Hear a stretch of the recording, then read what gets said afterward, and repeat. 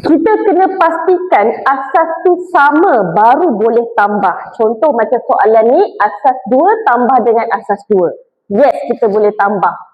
Kalau kita guna secara manual, lambat dapat jawapan. Better guna kalkulator sebab dekat kalkulator ada asas 2. Tak tahu macam mana nak buat? Senangnya, jom saya tunjuk. Kita kena pergi dekat ni, menu ni, nampak?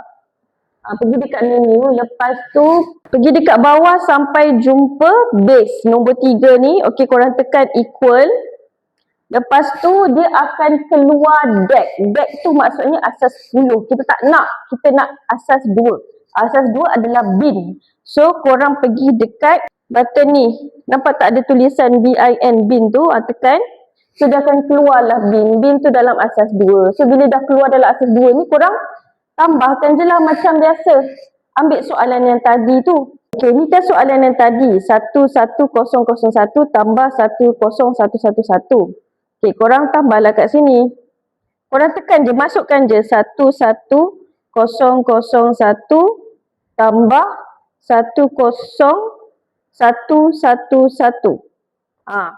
Lepas tu tekan sama dengan. So dapatlah jawapan. Yang 00000 ni semua tak payah ambil. Ambil yang start yang dah ada nombor ni. 11000.